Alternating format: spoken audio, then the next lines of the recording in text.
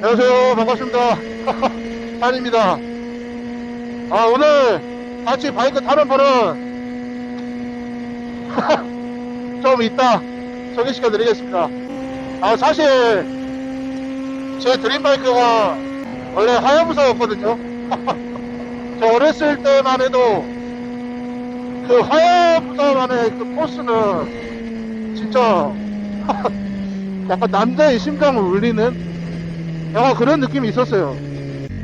오늘 바이크 타고 계신 분은 올류 하야부사 타고 계신데 이분은 어떻게 보면은 제가 유튜브를 하게 된 계기를 만들어준 분 같아요. 진짜 원래 인스타 360을 그냥 릴스 제작용으로만 생각하고 있었는데, 근데 어떻게 됐건 간에 저도 이제 정보도 좀 알려드리고 추억도 좀 올리고 싶어서 그래서 유튜브를 시작하게 됐거든요. 근데 낭만한 거예요. 처음에 시작하려고 할 때 뭐 어떻게 카메라 세팅부터 어떻게 해야 될지 이런 걸 전혀 몰랐는데 제가 그분 거 영상을 보고 알게 됐거든요. 그래서 어떻게 보면 저한테는 정말 고마운 분이죠, 진짜로. 지금 따라가고 있는 길인데 도착해서 인터뷰 한번 해보도록 하겠습니다. 조떼꾸알. 안녕하세요. 반갑습니다. 찬입니다. 오늘 바이크 인터뷰 해주실 분은 건스터님이십니다. 소개 한번만 해주세요, 건스터님. 와, 안녕하세요. 곤스터입니다. 반갑습니다. 와, 진짜 팬이었다가 이렇게 실제로 만나 뵙게 너무 좋아요, 진짜로. 아, 네, 감사합니다. 그 다름이 아니고 원래 알차를 타셨었잖아요. 네. 근데 하야부사로 가게 되신 계기가 있나요? 하야부사를 타게 된 계기는 진짜 좀 단순해요. 원래 알천, 구형 알천을 타다가 네네. 바이크가 고장이 났었어요. 시동 문제 때문에 막 밸브 같은 거 고정하고 이것저것 수리하는데 수리 기간도 너무 길어지고. 네네. 근데 그때 이제 하야부사가 딱 출시했거든요. 다른 분이 먼저 여러 군데 이제 계약을 하셨는데, 네네. 그 중에 먼저 나온 곳이 있으시다고 하셔가지고 계약권 저한테 하셨거든요. 네네. 그래서 계약을 해가지고 네 출고를 하게 된 겁니다. 하야부사의 단점도 좀 듣고 싶은데 있을까요, 혹시? 하야부사 단점, 하야부사 단점이라고 얘기하면 그냥 다른 레플리카 이런 알차 타입 오토바이에 비해서 무거워요. 확실히 이게 스포츠 투어러 바이크다 보니까 네네. 중량이 좀 나갑니다. 근데 달리면 정말 가벼워요. 정말. 그러시구나. 네. 이거는 타보시면 압니다. 단점이지만 장점이다. 혹시 뭐 또 다른 단점도 있나요? 또 다른 단점? 없는 것 같은데? 그래요. 단점은 들어봤고, 그러면 장점은 어떤 것 같아요? 하야부사의 장점. 네네. 가격도 저렴하고 여러 가지 전자장비도 다 들어있고 우회전. 그냥 가성비가 좋다. 네. 하야부사만큼 가성비 좋은 바이크가 없습니다. 좋아하는 바이크 장르는 어떻게 되세요? 저도 이렇게 레플리카 타입을 많이 좋아해요. 그러시구나. 스포츠 바이크. 멋있잖아요. 맞습니다. 솔직히 바이크는 안전하게 타는 것도 중요하긴 한데 멋있게 타는 것도 아이, 그것도 한번 하는 것 같습니다. 그럼요. 네. 그럼 혹시 바이크 타신 지는 얼마나 되셨어요? 제대로 탄 거 한 7년 그러시구나. 정도밖에 안 됐어요. 근데 짜잘하게 중간중간에 막 뭣도 모르고 탔을 때도 좀 있죠. 30대 돼서 좀 본격적으로 탄 것 같아요. 근데 실제로 뵈니까 진짜 동안이시던데. 저요? 네, 혹시 뭐 관리를 따로 하시는 건가요? 아니면 진짜요? 진짜로요, 진짜로. 저 아, 거짓말 못합니다. 네. 칭찬이 좀 약해서. 좋게 봐주셔서 감사합니다. 아닙니다. 관리를 따로 하진 않고요. 네네. 혹시 그러면은 앞으로 뭐 타고 싶거나 갖고 싶은 바이크 있으신가요? 진짜 나중에 오토바이 타고 싶은 거는 하야부사가 좀 다음 세대가 나왔으면 좋겠는데 이게 마지막 모델이라고 하더라고요. 아, 네, 그냥 엔진 하나 사놓고 나중에 저거 문드러져도 엔진 교체해서 탈까 아, 그런 생각하고 있습니다. 아니면 가와사키 H2R 한번 타보고 싶습니다. 근데 또 사면은 문제가 좀 많을 것 같아요. 그러니까 뭔가 정비성도 그렇고 네, 맞습니다. 네, 단종됐잖아요. 네, 맞습니다. 네, 그래서 그게 좀 문제인 것 같아요. 근데 하야부사 같은 경우는 지금 정비하기도 굉장히 편하고 그리고 되게 진짜 가성비 좋거든요. 네네네네. 네, 그래서 저는 굉장히 만족하고 타고 있습니다. 아, 바이크 인터뷰하고는 좀 약간 번외 질문인데, 네. 혹시 유튜브 하시면서 힘들거나 어려우신 적 있으셨나요? 힘들고 어렵고 유튜브 하면서 네네. 투자 대비 수익이 안 된다. 이런 촬영, 편집, 어떤 그런 컨텐츠에 투자하는 비용 대비 수익이 정말 맞아요, 안 됩니다. 아, 그러니까 유튜브는 열정으로 해야 할 수밖에 없어요. 돈 벌 생각으로 유튜브 하면 진짜 안 됩니다. 아, 저는 진짜 재밌어서 하는 거거든요. 네. 제 영상을 또 봐주시고 또 이렇게 소통하는 게 재밌어서 아, 네, 그러시구나. 저는 유튜브를 그래서 꾸준히 하고 있는 겁니다. 아, 그리고 뭐 말 한마디 잘못하면 안 된다는 거랑 아, 네네. 뭐 그런 거? 아, 네, 언행 부분에 있어서 좀 신경을 써야 된다는 말씀이시죠?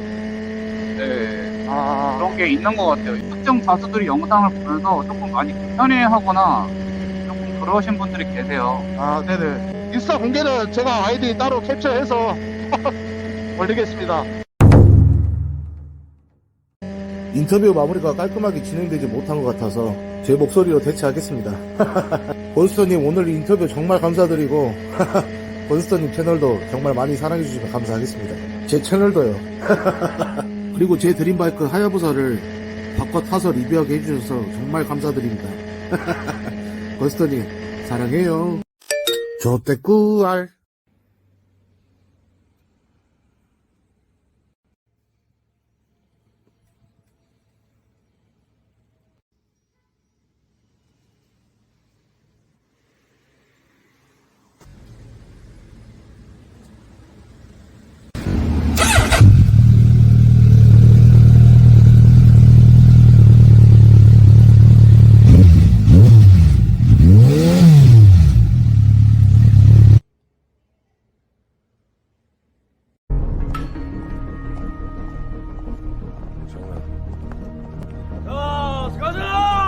제가 또 언제 곤스터님 하야부사를 타보겠습니까?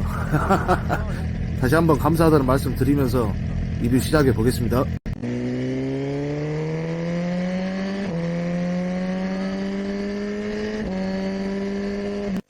일단 딱 앉았을 때는 계기판이 좀 눈에 들어오는데 디지털이랑 아날로그 방식을 섞어 놓은 게 좀 인상적입니다. 뭔가 옛 감성과 현대 감성이 섞인 느낌이랄까. 스로틀을 감았을 때 바늘침이 움직이는 게 확실히 매력 있습니다. 그리고 바이크가 확실히 무거운 게 좀 느껴지긴 합니다. 연료탱크 크기가 어드방이랑은 비교 자체가 안 되긴 하지만 연료탱크가 웬만한 멀티퍼포즈 크기랑 맞먹습니다. 확실히 빵이 커요.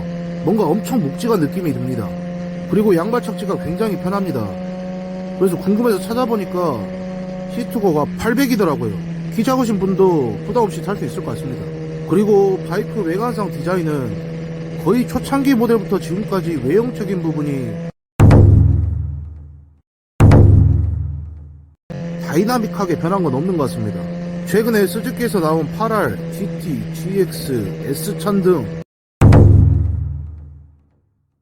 외관상 디자인이 변경돼서 레플리카 부분도 디자인이 변경되나 했는데 이상하게 레플리카만 왜 디자인이 거의 그대로인지 모르겠습니다. R1000R도 그렇고 하야부사도 그렇고 그리고 바이크 포지션은 생긴 건 레플리카인데 제가 타봤을 때는 R차는 아니고 R차와 F차의 그 중간 어디의 느낌인데 제 생각에는 F차에 좀 더 가까운 것 같습니다. 이게 사람마다 케바케인 것 같긴 한데 R차 타다가 하야부사를 타서 그런가 너무 편하더라고요. 저는 멀티나 투어러 생각하고 타시는 거랑은 아예 좀 다릅니다. 오해 없으시길 바라겠습니다. 이 부분은. 그리고 어드방 탔을 때처럼 편안함이 느껴지긴 했는데 그 편안함이 좀 다릅니다. 어드방은 높은 포지션에 약간 밑으로 쑥 위로 쑥 느낌이면 하야부사는 낮게 쫙 깔리는 느낌입니다. 굳이 바이크 장르로 따져보자면 초고속 투어러인 것 같습니다. 그리고 바이크 출력 부분에서는 확실히 오버리터라서 잘 나갑니다. 바이크 덩치에 안 맞게 너무 잘 나가요. 출력 부분에서는 그냥 리터급 발차 생각하시는 게 제일 빠를 것 같습니다. 그리고 하야부사가 주행질감이 진짜 좋습니다. 약간 자동차로 예를 들어보자면 고급 세단이면서도 성능 좋은 스포츠카 타는 느낌이에요. 그리고 바이크가 커서 좀 둔할 거라고 생각했는데 굉장히 가볍게 느껴지고 경쾌하게 움직입니다. 좀 놀랐어요. 약간 어드망이랑 비슷합니다. 바이크가 크고 둔하게 생겼는데 막상 타보면 가볍게 느껴지는 참 이상한 느낌이에요. 근데 바이크 장르가 확실히 스포츠 트러라고 느낀 게 그 리터급 발차의 거친 맛과 쥐어짜서 주행하는 느낌의 바이크는 아닌 것 같습니다. 그냥 부드럽고 편안하고 얇게 쭉 잘 치고 나간 느낌입니다. 그리고 핸들 진동도 적은 편이라 더 그런 것 같습니다. 그리고 크루즈 컨트롤 기능이 있어서 한번 써보고 싶었는데 못 써본 게 참 아쉽네요. 그리고 퀵시프트는 말해서 뭐합니까? 스즈키가 원탑입니다. 제 생각에는. 가만 보면 스즈키가 퀵시프트에만 올인한 거 아닌가, 약간 이런 생각도 좀 들더라고요. 그리고 마지막으로 스즈키가 바이크 가격적인 부분에서는 진짜 괜찮은 것 같습니다. 찾아보니까 25년식이 2,425만원이더라고요. 매년마다 가격이 조금씩 올라가긴 하는데 타 브랜드에 비하면 진짜 가격적인 부분에서는 강점인 것 같습니다. 정말 마음에 들어요. 일단 장점은 이 정도 되는 것 같습니다. 그리고 이제 단점을 좀 말씀드려볼까 하는데 오늘은 제가 생각했을 때 곤스터님이랑 하야부사 오너분들께 빰 싸대기로 안 끝나고 빠따까지 맞을 것 같습니다. 제 생각에는. 제가 매번 영상에서 말씀드리는데 저는 절대 전문가가 아닙니다. 저는 그냥 진짜 평범한 일반인이고 진짜 현실적인 리뷰 남기는 거니까 그냥 재미로만 봐주시면 감사하겠습니다. 일단 곤스터님 말씀대로 바이크가 무겁습니다. 확실히 덩치가 합니다. 주행할 때는 진짜 괜찮은데 뭐 정차하거나 끌바 할 때는 등에 땀 좀 날 것 같습니다. 그리고 혹시나 잭구하거나 슬림나서 바이크를 세워야 될 때는 진짜 좀 빡셀 것 같습니다. 그리고 사람마다 주행 스타일이 좀 다르긴 한데 그 큰 덩치로 조지고 댕기면 소모품 교체 시기도 겁나 빨라질 것 같은 생각이 듭니다. 그리고 이 부분은 사람마다 개인차가 있긴 하지만 저는 외형적인 부분을 조금만 더 날렵하게 디자인했어도 좋지 않았을까 생각이 듭니다. 바이크 주행 성능은 좋은데 외관 디자인은 되게 둔해 보이는 그런 느낌이 좀 강하게 들긴 합니다. 그리고 빠따 맞을 때가 왔습니다. 일단 가장 큰 단점을 두 가지 말하자면 일단 첫 번째는 배기음입니다. 4기통이 크고 우렁찬 배기음 좋아하시는 분들에게 진짜 최악입니다. 곤스터님 부사는 머플러 구변이 되어 있어서 사운드가 너무 크지도 작지도 않은 적당히 듣기 좋은 사운드인데 진짜 이 부분은 욕먹을 각오하고 말하겠습니다. 순정은 농담 안하고 진짜 전기차 소리 납니다. 하야부사가 시내에서도 그냥 걷다가 보이기도 하고 시외주행 할 때도 종종 보이는데 같이 걸어가거나 바이크 타시는 분들 다 하나같이 하는 소리가 바이크 소리가 1도 안 난다 했습니다. 동물로 예를 들자면 엄청 큰 호랑이를 만났는데 소리는 고양이 소리 나는 약간 그런 느낌입니다. 이 부분은 제가 욕받이 하겠습니다. 욕하세요 그냥. 아니 근데 사실인데 어떻게 하겠어요. 순정 하야부사 오너님들 죄송합니다 진짜로. 두 번째는 열간시동입니다. 곤스터님은 열간시동 문제가 있었다가 해결했다고 하시는데 이게 진짜 사람마다 케바케입니다. 이게 제 생각에는 좀 고질병인 것 같습니다. 제가 실제로 투어 중에 보고 느낀 것도 있고 오너분들의 얘기를 들어봤을 때 일반유 고급류 문제다, 전환 문제다, ECU 문제다, 각각 호소하는 문제점이 다 달라서 정확하게 말씀드리긴 어렵지만 일단 공통적인 부분은 바이크가 열을 받으면 시동이 안 걸린다는 겁니다. 이 새끼가 누가 이따구로 만들어놨어? 씨발놈이 내 승질 까먹은 모양이네. 대가리 박아. 실제로 같이 투어 중에 클러치 조작 실수로 시동이 중간에 꺼진 분이 있었는데 다시 시동이 안 걸려서 꽤나 애먹은 적이 있었습니다. 진짜 이 부분은 문제가 뭐가 됐건 간에 위험할 상황이 생길 수도 있다고 생각해서 빠르고 확실하게 개선되었으면 합니다. 오늘 진짜 같은 스즈키의 동료지만 하야부사 오너분들에게 빠따바져 소리한 것 같긴 한데 제가 이제까지 보고 느낀 부분에 있어서 솔직하게 리뷰한 거니 오해 없으시길 바라겠습니다. 스즈키 화이팅! 몬스터님 화이팅! 오늘 영상도 봐주셔서 정말 감사합니다.